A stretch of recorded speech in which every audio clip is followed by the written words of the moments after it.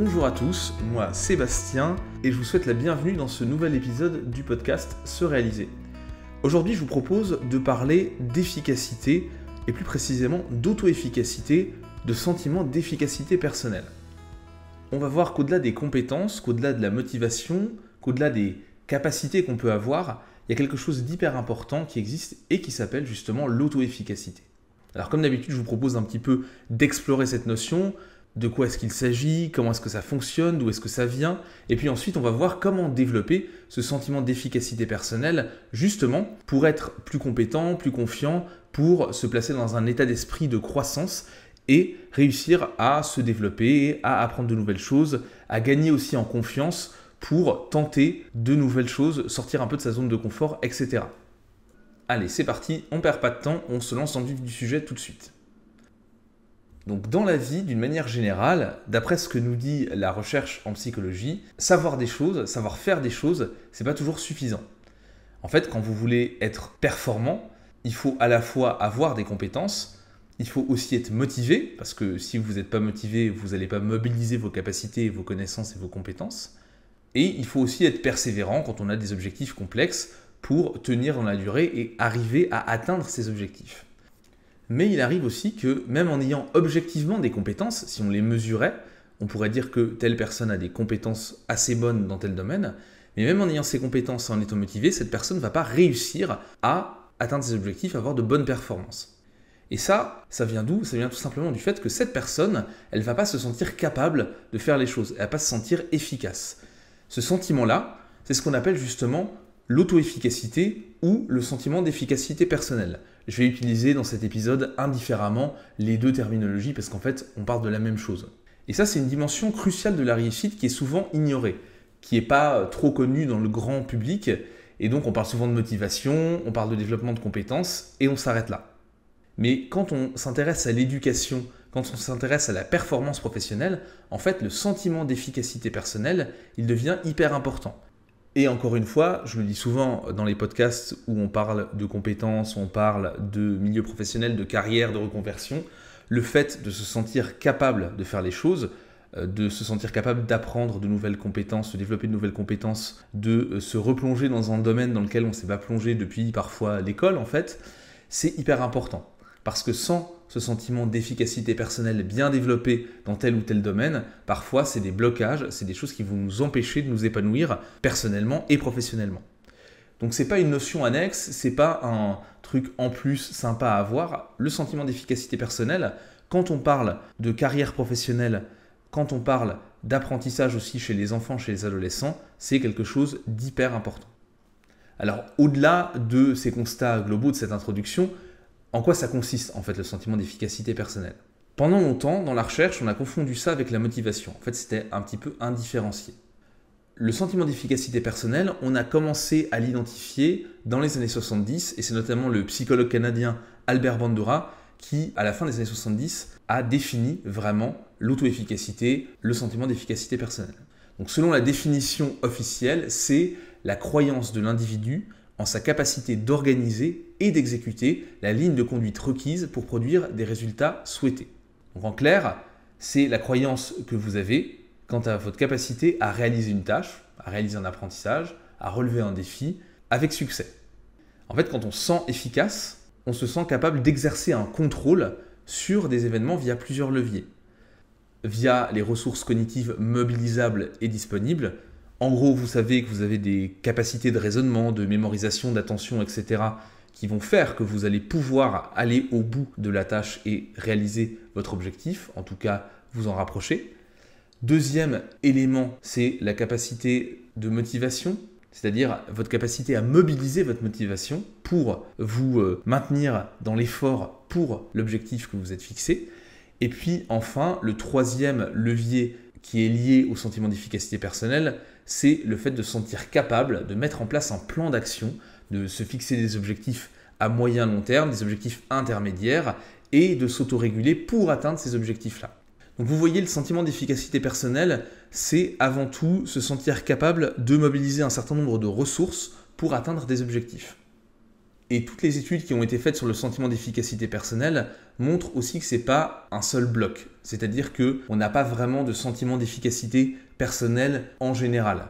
Vous ne vous sentez pas capable de relever tous les défis ou incapable de relever n'importe quel défi.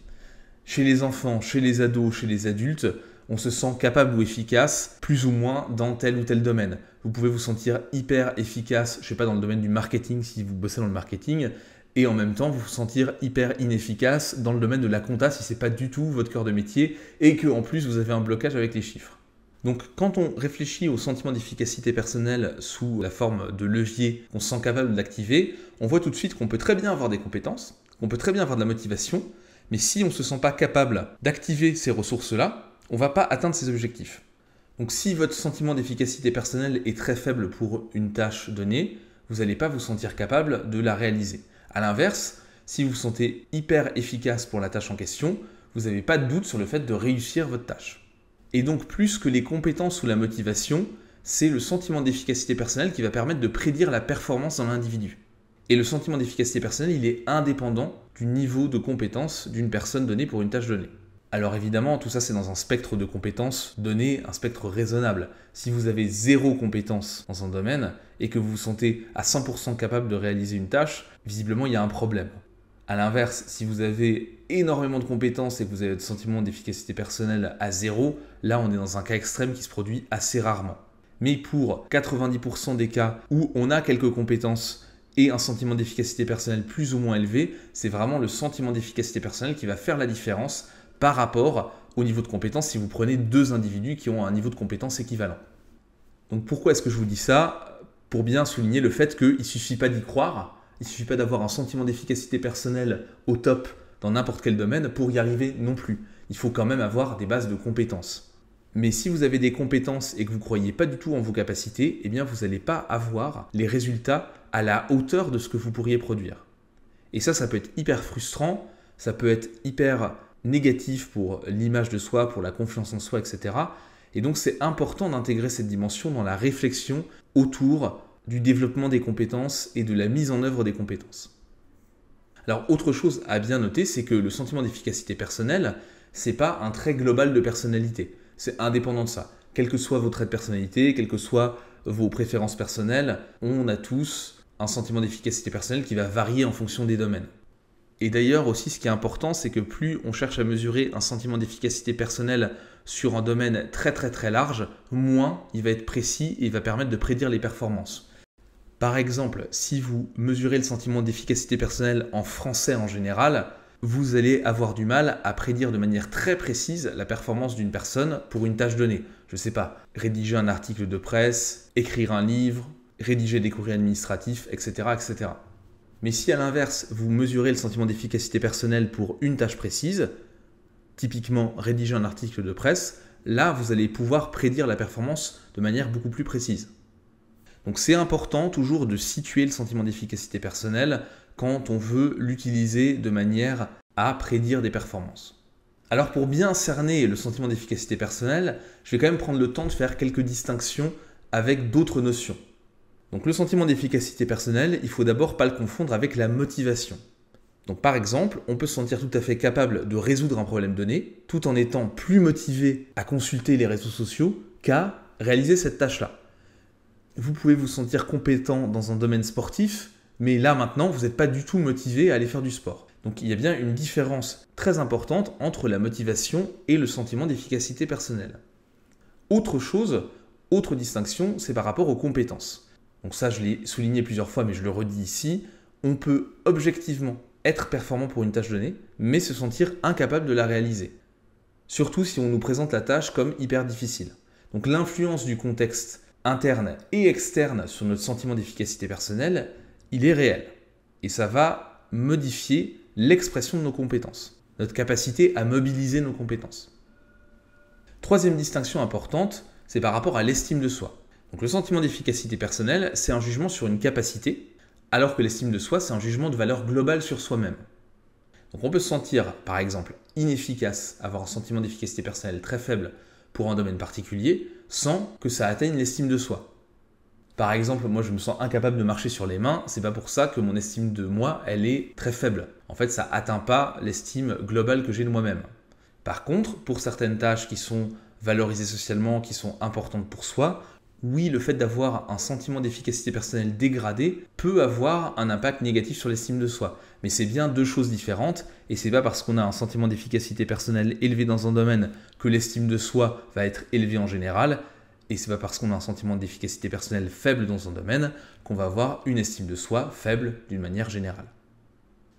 Donc pourquoi est-ce qu'on fait ces distinctions? C'est pour bien comprendre ce que c'est que le sentiment d'efficacité personnelle, mais c'est aussi pour bien voir que c'est quelque chose d'indépendant, et donc on peut agir spécifiquement sur le sentiment d'efficacité personnelle. On peut développer des interventions, et en fin de podcast, je vais vous donner quelques pistes sur ce sujet-là, justement pour développer le sentiment d'efficacité personnelle, pas de manière générale, mais toujours dans un domaine particulier, parce que c'est ça qui est efficace. Quand on travaille au global, ça ne marche pas très bien. Autre point que je tenais à souligner par rapport au sentiment d'efficacité personnelle, c'est le rapport avec les compétences. Donc les compétences, j'en ai parlé, c'est quelque chose évidemment de différent et qui peut être très très détaché du sentiment d'efficacité personnelle. Mais qu'est-ce que c'est qu'une compétence? La compétence, c'est la capacité à résoudre un problème de manière efficace dans un contexte spécifique. Donc une compétence, elle se base sur quoi? Elle se base sur des connaissances, sur des procédures et sur des comportements. Et quand on parle d'expertise, donc quelqu'un qui a des compétences très très développées dans un domaine, on parle de compétences complexes, et donc ça implique que la plupart des procédures qui composent la compétence sont intégrées, sont automatisées. Que ce soit des processus de réflexion, d'organisation, d'analyse, en fait, ils vont être intégrés de manière automatique à un comportement complexe. C'est pour ça qu'un expert ne va pas avoir besoin de réfléchir longuement pour mettre en œuvre son comportement dans un domaine particulier. À moins que la tâche soit extrêmement complexe, même pour l'expert, toutes les tâches qui vont être considérées comme difficiles et complexes pour le commun des mortels, pour l'expert, ça c'est des choses qui sont automatisées, et donc tac, en un claquement de doigts, le processus va se lancer dans le cerveau, il n'aura pas besoin de réfléchir pour résoudre ces problèmes-là. Donc ce qu'on peut dire en résumé, c'est qu'une compétence, c'est un ensemble de savoir, de savoir-faire et de savoir-être qui permettent d'exercer un rôle, une fonction ou une activité, tout en obtenant un résultat optimal. Cette définition des compétences, elle est importante pour bien la distinguer du sentiment d'efficacité personnelle. Et puis dans un deuxième temps aussi, à la fin du podcast, à la fin de l'épisode, quand on va parler du développement du sentiment d'efficacité personnelle, je vous parlerai aussi du développement des compétences qui peut être assez lié à certaines approches du développement du sentiment d'efficacité personnelle. Bon alors si on creuse encore un petit peu le concept et le fonctionnement du sentiment d'efficacité personnelle, concrètement en situation, comment ça marche? En fait, votre sentiment d'auto-efficacité, ce n'est pas une attente de résultat. C'est le fait de se sentir capable de produire le comportement qu'on pense adapté à la situation. Donc ça veut dire que ce n'est pas parce que vous avez un sentiment d'efficacité personnelle élevé que vous êtes sûr à 100% de produire le résultat escompté. Ça veut dire que vous êtes sûr de pouvoir produire le comportement le plus adapté qui permet de produire le résultat escompté. Mais les situations étant complexes, il y a toujours des paramètres qu'on ne maîtrise pas. Et donc, ce n'est pas parce qu'on a un sentiment d'efficacité personnelle élevé qu'on va toujours se dire que, quelle que soit la situation, on va pouvoir être au top et réussir dans 100% des cas. Petit exemple pour comprendre les choses. Admettons que vous êtes super fort au tennis. Donc, vous avez un sentiment d'efficacité personnelle élevé parce que vous avez des années de pratique, vous avez fait de la compétition, vous savez que vous êtes très bon au tennis. Vous savez d'ailleurs que vous êtes très très fort pour faire des services qui font mouche à chaque fois. Bon, mais ce n'est pas parce que vous avez de très bonnes compétences et que vous avez un sentiment d'efficacité personnelle fort pour votre capacité à réaliser des services efficaces au tennis que vous allez mettre le point à chaque fois. Et ça, vous le savez. Et ce n'est pas parce que vous n'avez pas réussi à mettre le point que systématiquement vous allez vous dire « Oh là là, mon Dieu, je suis nul et mon sentiment d'efficacité personnelle baisse ». Alors comment ça marche ça, ce processus-là? C'est le processus d'attribution des résultats. En fait, le sentiment d'efficacité personnelle, il se base sur le fait qu'on attribue les résultats à différentes causes. Donc c'est plus l'attribution des causes du résultat que les résultats en eux-mêmes qui vont construire, développer, renforcer ou au contraire dégrader un sentiment d'efficacité personnelle dans un domaine particulier. Donc comment est-ce que ça marche cette attribution? En gros, quand vous produisez un résultat, vous allez l'analyser de manière assez automatique pour lui attribuer des causes. Pourquoi est-ce que ça a marché? Pourquoi est-ce que ça n'a pas marché? Il y a 3 paramètres qui vont rentrer en ligne de compte. Premier paramètre qui est lié au sentiment d'efficacité personnelle, c'est le côté stable ou instable. Par exemple, vous avez un mauvais résultat en maths. Est-ce que vous vous dites que vous êtes nul en maths et que ça ne changera jamais? Attribution stable. Ou est-ce que vous dites, là, ce jour-là, j'étais pas bon, ça ne s'est pas fait bien comme il faut, j'ai pas réussi, je n'étais pas concentré. Et donc, en fonction des moments, ça va changer. Je peux être très bon ou parfois me rater, c'est pas très grave. Ça, c'est une attribution instable. Deuxième paramètre de l'attribution, c'est le côté global ou spécifique. Par exemple, j'ai raté mon service au tennis parce que je suis nul en sport, attribution globale. Ou j'ai raté mon service au tennis parce que je maîtrise mal la technique et la prise en main de la raquette de tennis, attribution spécifique. Donc soit dans un cas, on va se dévaloriser sur un domaine très très large, ou se valoriser sur un domaine très très large, soit on va se dévaloriser ou se valoriser sur un truc très très spécifique, et donc ça ne va pas avoir les mêmes conséquences. Troisième levier, troisième paramètre de l'attribution des résultats, c'est le côté interne ou externe. Exemple, vous faites un entretien d'embauche pour un poste où il y a plusieurs candidats. Tout se passe bien, vous avez réussi, vous êtes embauché. Là, vous pouvez faire une attribution interne ou externe du résultat. Soit vous vous dites que vous avez réussi à décrocher le job parce que vous étiez convaincant, attribution interne, soit vous vous dites que vous avez décroché le poste parce qu'en fait, il n'y avait que des mauvais ou que personne ne voulait ce poste et que peut-être vous vous êtes un peu fait avoir, attribution externe, donc qui ne relève pas de vos capacités, de vos compétences, c'est l'environnement, donc c'est externe. Donc l'attribution, c'est hyper important avec ces trois paramètres-là, donc spécifique versus global, stable, instable et interne ou externe, on va développer ou dégrader notre sentiment d'efficacité personnelle dans tel ou tel domaine. Donc si je reprends l'exemple du service au tennis, admettons que l'adversaire ait réussi à réceptionner, à renvoyer la balle, vous pouvez vous dire plusieurs choses. Par exemple déjà, mon service a été réceptionné parce que je l'ai mal exécuté, attribution interne. Vous pouvez vous dire qu'il a été mal réceptionné parce que l'adversaire est super fort, attribution externe. Après, on peut se dire que, en fait, globalement, finalement, on n'est peut-être pas si bon que ça au tennis ou en sport. Ou alors, de manière plus spécifique, on peut se dire que sur le service, on a encore du travail à faire. On peut se dire que c'est un mauvais jour, attribution instable, ou que d'une manière générale, en fait, notre niveau au tennis s'est dégradé et que donc, en fait, on n'est pas très bon au tennis finalement. Attribution un peu stable dans le temps. Et donc, vous voyez qu'en fonction de la manière dont on va expliquer un résultat, on va plus ou moins construire ou dégrader son sentiment d'efficacité personnelle. Globalement, quand vous vous dites que vous êtes mauvais de manière stable, que c'est que de votre faute et que c'est très global, c'est pas hyper bon pour le sentiment d'efficacité personnelle. C'est pas non plus hyper bon pour l'estime de soi au bout d'un moment quand ça se reproduit plusieurs fois dans plusieurs domaines. Et donc là, vous pouvez développer des blocages. Très souvent, c'est ce qu'on a à l'école. Enfin, il n'y a rien de nouveau et de très original dans ce que je vais dire, mais on a beaucoup de gens qui ont des blocages en maths. On a des gens qui ont des blocages avec le français écrit. On a des gens qui ont des blocages avec les langues étrangères. Parce que, à force de mauvais résultats, à force d'attribution causale de ces résultats, plutôt attribution globale, plutôt interne et plutôt stable, les gens ont développé des sentiments d'efficacité personnelle faibles dans tel ou tel domaine, donc par exemple les maths, le français ou les langues, et ensuite c'est compliqué de s'exposer à ces situations, de se remettre à ces domaines de compétences-là, à ces domaines d'activité, et quand vous devez professionnellement vous reformer à telle ou telle situation qui implique des langues étrangères, qui implique du français écrit, qui implique des maths, ça peut devenir très compliqué. Alors heureusement, on peut toujours travailler sur le sentiment d'efficacité personnelle, mais on voit évidemment que plus on s'enfonce dans des explications globales, stables, internes, généralisées, et donc plus on va développer un sentiment d'efficacité personnelle très très très faible, plus c'est difficile de remettre le pied à l'étrier et de déconstruire un petit peu ces représentations qu'on va avoir sur soi par rapport à un domaine de compétences. Donc maintenant, comment est-ce qu'on fait pour travailler son sentiment d'efficacité personnelle ? Maintenant qu'on a bien fait le tour des choses, je pense que là, vous avez des éléments pour comprendre le fonctionnement. Je vous remettrai d'ailleurs un lien vers un article du blog qui parle du sentiment d'efficacité personnelle avec des petits schémas, etc.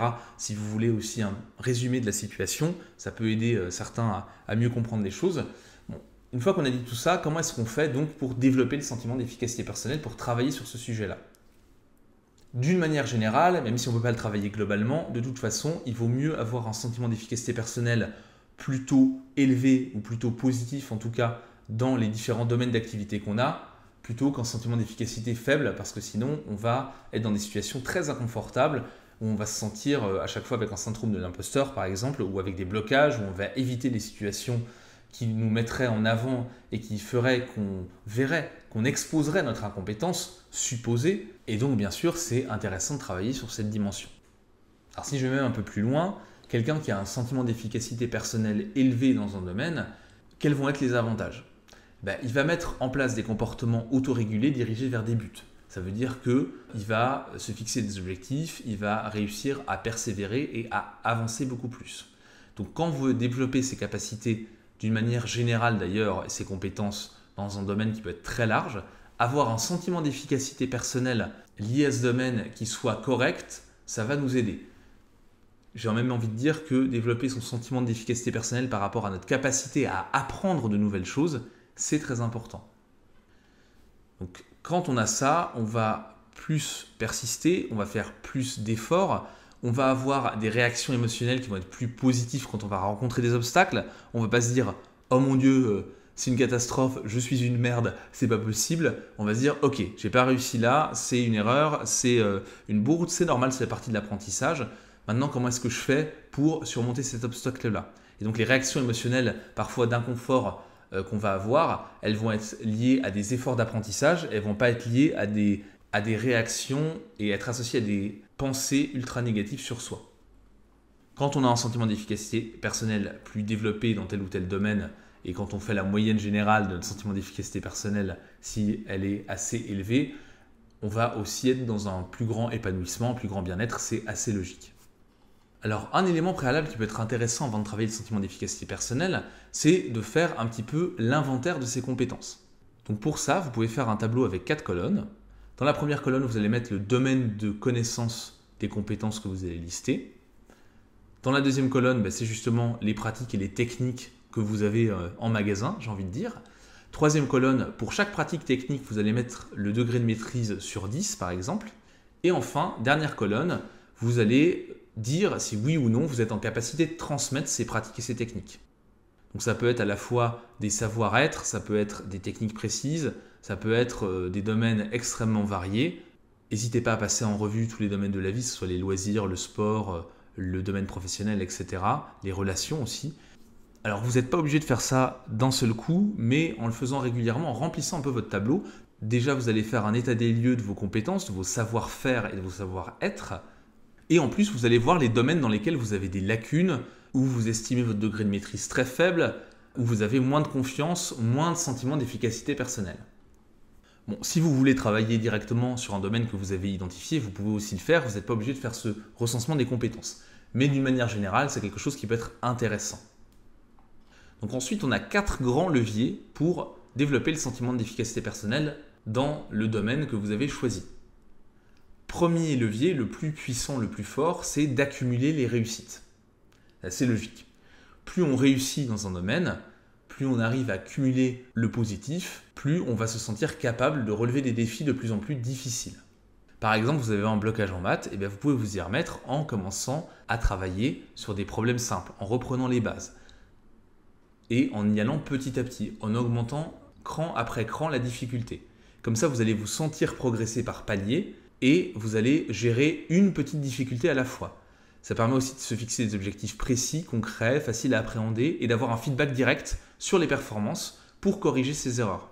Et ça vaut pour le développement des compétences et de l'expertise dans tous les domaines.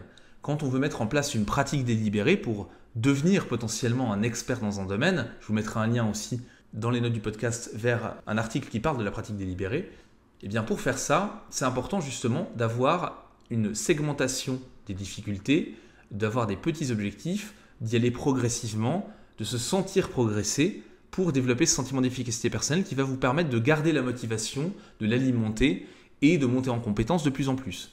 C'est pour ça que quand on apprend par exemple à jouer d'un instrument de musique, c'est important d'y aller progressivement, de sentir qu'on progresse, qu'on évolue, qu'on commence à maîtriser des choses. C'est tout l'intérêt d'avoir parfois quelqu'un qui vous accompagne, un coach, etc., de ludifier les apprentissages, de bien les découper. Maintenant, avec justement les apprentissages adaptatifs sur certains cours en ligne ou formations en ligne, ça permet d'adapter les choses au rythme de l'apprenant, d'adapter le rythme et les difficultés, de représenter des exercices qui ont posé problème à tel apprenant pour qu'il sente qu'il évolue et pour corriger tout de suite ses erreurs, etc. C'est ce qui se passe sur les applications d'apprentissage des langues aussi, notamment comme Duolingo. Bref, c'est ultra important, développer la performance et donc aussi développer le sentiment d'efficacité personnelle. Ça passe par cette progressivité, ce sentiment de réussir petit à petit. Et c'est ça qui va permettre non seulement de réussir encore plus et de se sentir capable de tenir la route et de continuer. Deuxième levier important pour développer le sentiment d'efficacité personnelle, c'est la persuasion sociale. En quoi ça consiste ? Ça consiste par exemple dans le fait de trouver un mentor, un expert, un ami bienveillant qui pourra vous aider et vous donner un retour constructif et précis sur vos performances. Donc en gros, ce levier social, cette persuasion sociale, c'est le fait d'avoir un feedback de quelqu'un qui est une personne qui a plus d'expertise que vous et surtout une personne dont vous estimez les feedbacks. Vous savez que cette personne-là va avoir un feedback bienveillant, qu'elle est là pour vous aider, qu'elle n'est pas là pour vous enfoncer et qu'elle va vous permettre comme ça de voir où sont vos erreurs, voir ce qui n'a pas marché, voir si ça vient de vous, le fait que ça n'ait pas réussi, ou si ça vient d'une explication externe. Donc pour ça, il faut que cette personne-là, elle vous fasse des feedbacks spécifiques, donc précis sur une performance donnée, pertinent, c'est adapté au bon moment, de la bonne manière, et réaliste. Il ne s'agit pas de brosser dans le sens du poil en permanence. Il s'agit de dire, là, tu n'as pas réussi parce que oui, tu as fait une erreur, mais une erreur précise à ce moment-là. Et si tu fais ça, par exemple, tu vas pouvoir corriger ton erreur et donc développer cette compétence. Donc un feedback constructif, ce n'est pas un feedback gentil à tout prix. C'est un feedback qui est précis, bienveillant, au bon moment, bien timé, qui est réaliste. C'est aussi pour ça qu'avoir un prof avec lequel on ne s'entend pas, quelqu'un qui vous fait des feedbacks assez agressifs, pas adaptés, qui vous enfonce, ça peut vous créer des réels blocages dans un domaine et détruire votre sentiment d'efficacité personnelle. Donc là aussi, c'est hyper important. Le fait de voir que ce levier-là, il est très puissant pour le développer, le sentiment d'efficacité personnelle, ça permet aussi de comprendre qu'il est extrêmement puissant pour dégrader un sentiment d'efficacité personnelle, surtout quand on est plus jeune. Mais même chez les adultes, ça peut créer des blocages, renforcer des blocages, d'avoir ces feedbacks comme ça qui sont agressifs, pas adaptés, etc. Troisième levier pour développer le sentiment d'efficacité personnelle, c'est ce qu'on appelle l'expérience vicariante. En quoi ça consiste ? Ça consiste dans le fait de trouver un modèle qui vous ressemble pour vous inspirer et vous aider à progresser. C'est notamment un des trucs qui explique le développement des talents, que ce soit dans le sport ou la musique ou dans n'importe quel domaine. Quand on voit quelqu'un qui nous ressemble réussir, ça veut dire que c'est aussi possible pour nous. Et ça facilite le développement du sentiment d'efficacité personnelle. Vous entendez le parcours de vie de quelqu'un qui, comme vous, à votre âge, s'est mis à se développer dans tel ou tel domaine, s'est mis à travailler telle ou telle compétence et a réussi à en faire son métier, à progresser énormément, ça vous dit que en fait, c'est possible, que même à votre âge, vous pouvez encore développer ces compétences. Pour quelqu'un de plus jeune, un enfant, voir un adulte qui lui dit « voilà, moi, à ton âge, j'étais exactement dans la même situation et en faisant ça et ça, j'ai réussi à progresser », ça développe le sentiment d'efficacité personnelle. C'est toute l'importance de ce qu'on appelle les role models, donc le fait d'avoir des modèles qui nous ressemblent dans un domaine pour nous inspirer. C'est aussi ce qu'on retrouve avec notamment l'inégalité entre hommes et femmes. Le fait de mettre en avant des modèles de réussite féminins dans les sciences par exemple, où on a encore une sous-représentation des femmes par rapport aux hommes, ça favorise l'inspiration, le sentiment d'efficacité personnelle chez les jeunes filles et ça leur dit que c'est possible qu'elles peuvent elles aussi y arriver, faire carrière dans des domaines qui sont malheureusement traditionnellement encore à dominante masculine ou qu'on réserve aux garçons. Alors bien sûr, ce qui est important, c'est d'avoir une personne qui nous ressemble. Plus la personne nous ressemble, plus ça va avoir un effet sur notre sentiment d'efficacité personnelle. Si vous regardez Usain Bolt courir le 100 mètres, ça ne vous inspire pas forcément un sentiment d'efficacité personnelle plus élevé sur votre capacité à courir le 100 mètres. Parce qu'on est sur quelqu'un qui ne vous ressemble pas du tout, qui ne vient pas du même pays, qui n'a pas le même parcours, et surtout qui a commencé très très jeune, etc., etc. Enfin, il y a plein de choses qui font que vous pouvez avoir de l'admiration pour la performance, mais ça ne va pas forcément développer votre sentiment d'efficacité personnelle.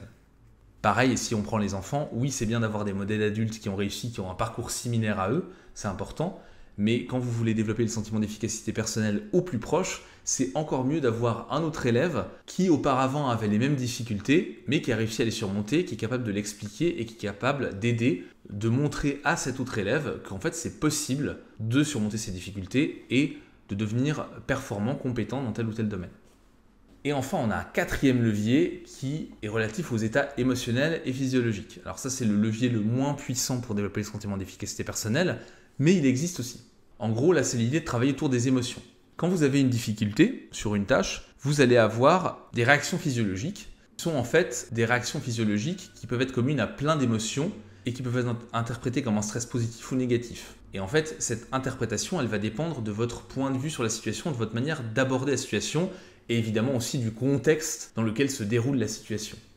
Donc justement, quand l'activité est présentée de manière un peu plus ludique, ça permet de gérer le stress, de gérer les émotions et les réactions physiologiques qui arrivent de manière différente. Si vous êtes dans des émotions plus positives, même si vous avez des difficultés, vous n'allez pas vivre votre stress comme quelque chose de négatif. Ça va être comme une pression positive, comme quelque chose de normal, comme peut-être une urgence à réaliser la tâche et à s'améliorer sur la tâche, mais ça ne va pas forcément être vécu comme quelque chose qui vous angoisse, qui crée de l'anxiété, qui vous donne la sensation qu'il serait mieux de fuir la pièce, etc. Typiquement, si vous êtes un peu tremblotant et que vous avez des petites palpitations cardiaques dans une activité stressante, vous pouvez juger et interpréter ça comme de la vulnérabilité ou de l'incompétence ou de l'excitation par rapport à un défi. Et en fait, ça va être les mêmes réactions physiologiques. Donc c'est là où l'interprétation et le contexte vont jouer un rôle important et en fonction de la manière dont on pose un contexte favorable aux apprentissages et la manière dont vous abordez les choses avec plutôt de l'excitation, de l'amusement ou un stress préalable, ça va modifier votre sentiment d'efficacité personnelle. Ça va permettre de le développer de manière positive quand on est dans de l'excitation, dans de l'amusement, et ça va plutôt le dégrader quand on va être dans un stress, une anxiété, une angoisse qui va devenir bloquante forcément au niveau de la capacité à mobiliser ses ressources cognitives et ses compétences. Donc bien sûr, le fait d'être dans des bonnes conditions émotionnelles, c'est hyper important pour apprendre, mais d'une manière plus précise, c'est hyper important parce que ça a un effet significatif, notable, mesurable sur le sentiment d'efficacité personnelle. Donc si vous voulez travailler et développer votre sentiment d'efficacité personnelle, il faut aussi penser à l'interprétation de vos émotions et au contexte dans lequel vous allez réaliser vos tâches ou vos apprentissages. Et si ce contexte est un peu plus bienveillant, positif, ludique, ça va vous aider à avoir un sentiment d'efficacité personnelle qui va être de plus en plus positif. Donc voilà pour les grands leviers qui permettent de travailler sur cette dimension. Alors pour résumer un petit peu les choses, le sentiment d'efficacité personnelle, ça reste encore une dimension qui est assez méconnue, alors qu'elle est hyper importante dans la réussite académique, professionnelle, et aussi dans l'épanouissement personnel. Dans nos années de scolarité, on construit un sentiment d'efficacité personnelle par rapport à différents grands domaines, et ça va nous poursuivre et ça va nous suivre tout au long de la vie en général. Donc c'est important de faire attention à la manière dont se développe ce sentiment d'efficacité personnelle en positif ou en négatif par rapport à différents domaines, parce que c'est ça qui va parfois orienter les gens, déterminer des choix de vie qui vont avoir des conséquences sur plusieurs décennies, alors qu'un travail sur cette dimension pourrait ouvrir de nouvelles voies, ouvrir de nouvelles perspectives et parfois débloquer des situations. Bien sûr, le sentiment d'efficacité personnelle, quand il est faible dans certains domaines, ça n'a pas d'importance et c'est pas très grave.